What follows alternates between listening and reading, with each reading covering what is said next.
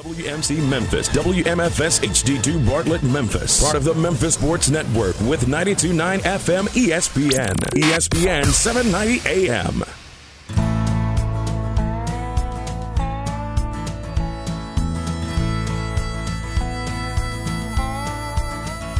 Watch the sunrise, new day's dawning, and it's calling you and me. Where the mighty Mississippi flows by Memphis, Tennessee. We've got woodlands, fields, and water. Hey, there is no better way. You can find out all about it on Outdoors with Larry Ray. Make some time. Take the family, ask a friend, but don't delay. Listen up and learn about it all. Outdoors with Larry Ray. Listen up and learn about it all. Outdoors with Larry Ray. Good Saturday morning. Welcome to another edition of the award-winning Outdoors with Larry Ray on ESPN 790. Brought to you proudly by the Tennessee Wildlife Resource Agency, Gaston's White River Resort, and Barton Power Sports. Now, here's your host, Larry Ray. Hey, good Saturday morning. Welcome back to Outdoors with Larry Ray on ESPN 790. Show again. Thanks to our great sponsors, Barton Power Sports in West Memphis and Jonesboro, the Tennessee Wildlife Resources Agency, and, of course, Gaston's White River Resort. And this being the third Saturday of the month, that's when we bring Frank Barton over from West Memphis to cross over the bridge, as Patty Page used to say. Good morning, Frank. Good morning, Larry. Good morning again, everybody. And he can't wait to get out of here so he can go duck hunting. So, sorry. And I know a lot of you folks. And again, we still have Dale Sanders in the studio with us, and we're going to talk a little bit more with Dale, the gray-bearded adventurer, and, of course, Greg Ratliff is our show producer. But this being opening day of deer season in Tennessee, a lot of deer today. A lot of deer have already been taken. The muzzleloading season ended yesterday, the 2-week muzzleloading season, and, of course, the archery season was early before that. But a great program, and you folks, a lot of you folks know out there from the Tennessee Wildlife Federation about a program. It's called Hunters for Hungry, and a wonderful program to help those in need when it comes to food. And we're really happy to have on with us today. He's Matt Simcox. He is the director, the manager of the Federation's Hunters for the Hungry program. Good morning, Matt.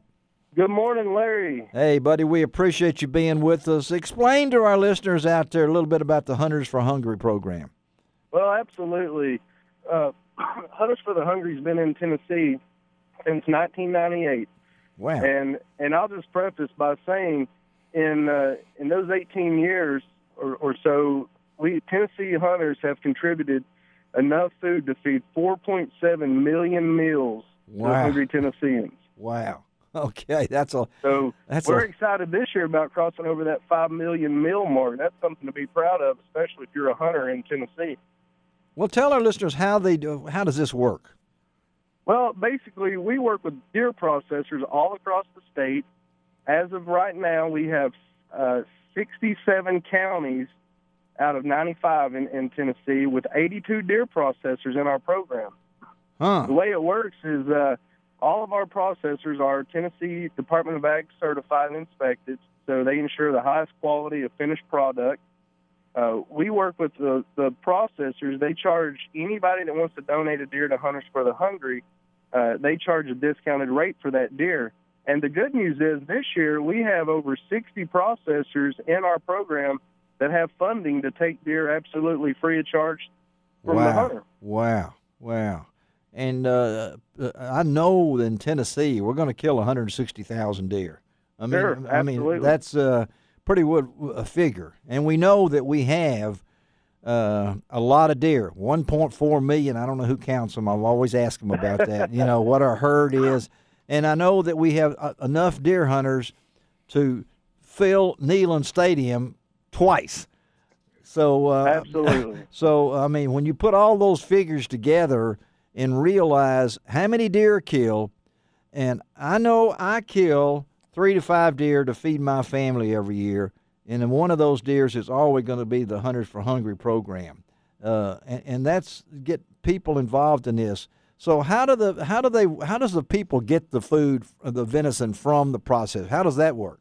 Well, the way it's set up, Larry, is we work with these processors. They take in the donated deer, they process them and package them, and then we work with local hunger relief organizations that will either come pick the meat up themselves, or they'll send volunteers out, or a food truck from one of the major food banks across the state, like Mid-South Food Bank there in Memphis. Yeah. They'll send their truck out or volunteers out, and they'll pick meat up from these processors, and they deliver them to local hunger relief organizations such as soup kitchens, food pantries, homeless shelters, in the community or county where the deer was harvested and donated. Yes. Okay. Well, I know in the Memphis area you have quite a few, don't you?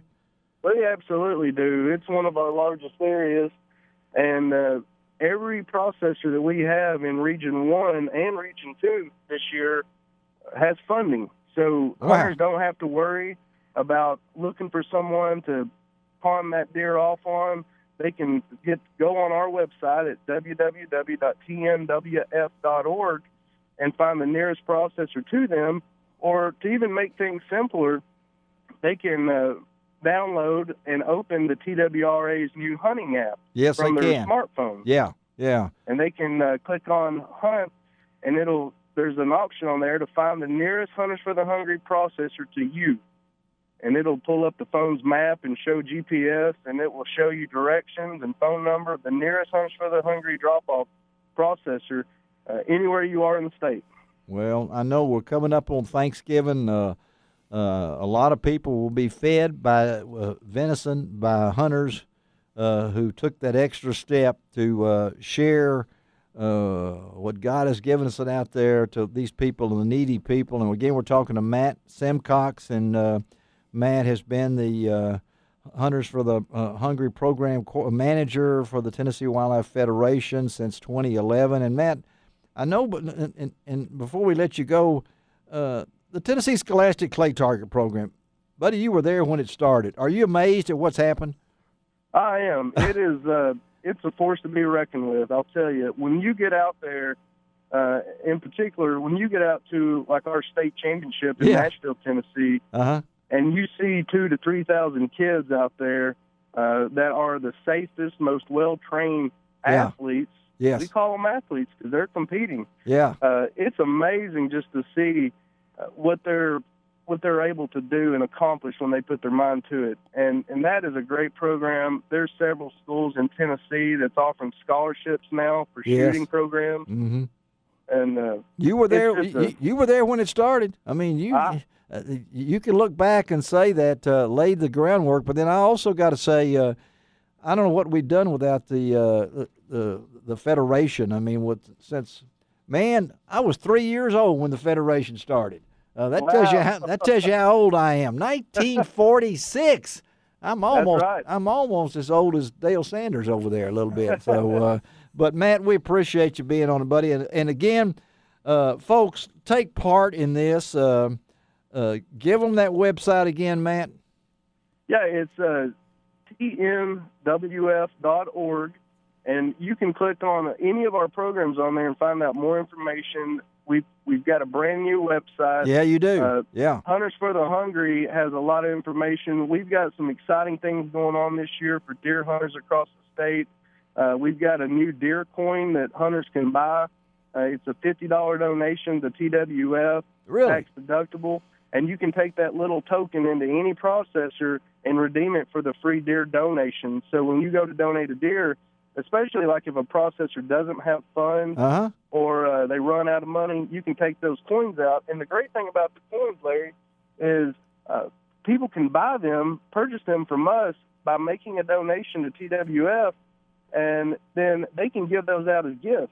And say, I want you to donate a deer on my behalf. Here, I'm paying for it. You go donate a deer.